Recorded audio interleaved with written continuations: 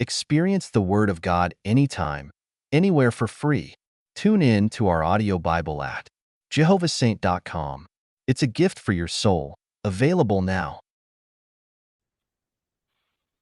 Hello and welcome to Jehovah's Saints. I'm Michael A. Hopkins.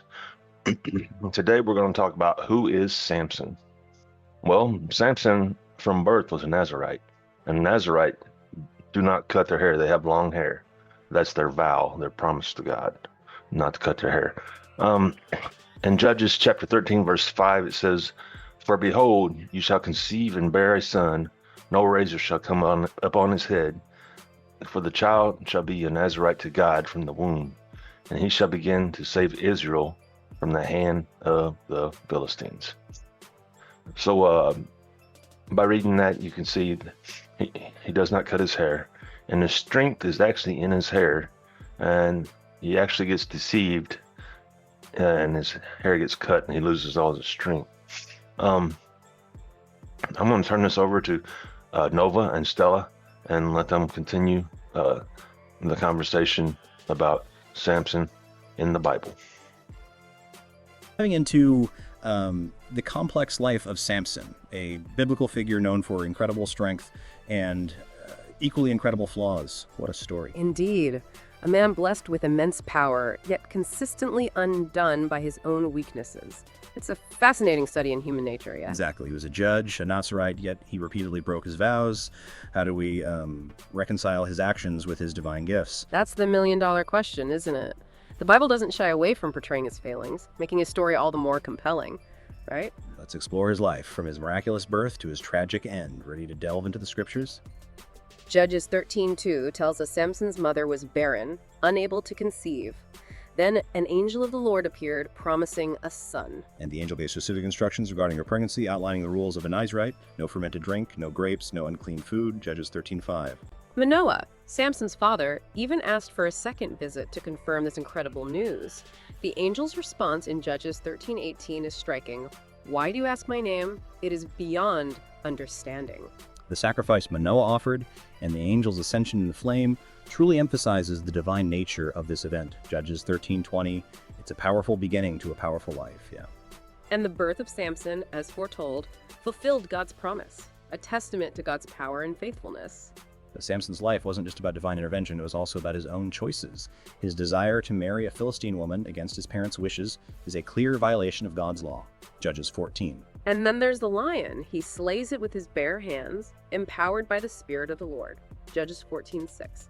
But later he finds honey in the carcass, another violation of the Nazarite vow. Numbers 6:6. Wow. He hides this from his parents, showing a growing pattern of disobedience. Judges 14. The wedding feast, a drinking party, further highlights his disregard for his vows.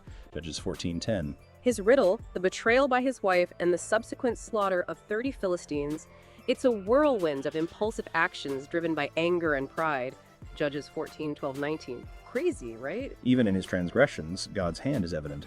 This was from the Lord, who was seeking an occasion to confront the Philistines. Judges 14:4. Samson's anger leads him to burn the Philistines' crops and attack them viciously. Judges 15:3-8. His strength, fueled by the Spirit of the Lord, is undeniable. The Judeans, fearing the consequences of Samson's actions, bind him and deliver him to the Philistines. Judges 15:8-13. But even bound, the Spirit of the Lord empowers him. He breaks free, using a donkey's jawbone to slay 1,000 Philistines. Judges 15:14-15. A truly remarkable display of God's power working through a flawed individual. Amazing. His escape from Gaza, tearing down the city gates, further showcases his superhuman strength. Judges 16:3. Yet his actions are often reckless and self-destructive. His repeated acts of defiance and disregard for God's commands paint a picture of a man wrestling with his own desires and the divine power within him. Then comes Delilah. The Philistines bribe her to discover the secret of Samson's strength. Judges 16:5. His repeated lies to her show a lack of trust and self-awareness. Finally, he reveals the truth. His strength lies in his uncut hair, a direct link to his Nazarite vow. Judges 16:17. His vulnerability is exposed. Oh man. Delilah betrays him, and the Philistine sees him, gouging out his eyes and enslaving him. Judges 16:21. The consequences of his actions are severe. This moment highlights the devastating impact of his disobedience. He loses not only his strength, but also his freedom and sight. a profound punishment. It's a stark reminder that even those blessed with extraordinary gifts are accountable for their choices. Yet even in his blindness and captivity, Samson finds a final opportunity for redemption. The Philistines bring him to their temple to mock him. Judges 16:23. He prays to the Lord, asking for one last act of strength. Judges 16:28, a plea for vengeance, but also a plea for divine intervention. God answers his prayer. Samson brings down the temple, killing himself and thousands of Philistines. Judges 16:30, a dramatic and tragic end. His death, though self-inflicted, becomes a final act of defiance against the Philistines, a powerful conclusion to his tumultuous life. It's a complex ending, leaving us to ponder the nature of God's grace and the consequences of human choices. Samson's story is a powerful reminder of the importance of obedience to God's commands. His life is a cautionary tale. It also shows us that God can use even flawed individuals to accomplish his purposes. Samson's strength, despite his weaknesses, was instrumental in God's plan. His story is a testament to God's mercy and forgiveness, even in the face of repeated disobedience.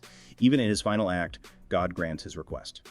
It's a story of immense power, devastating consequences, and ultimately a complex demonstration of God's sovereignty. A reminder that true strength comes not from physical prowess, but from unwavering faith and obedience to God.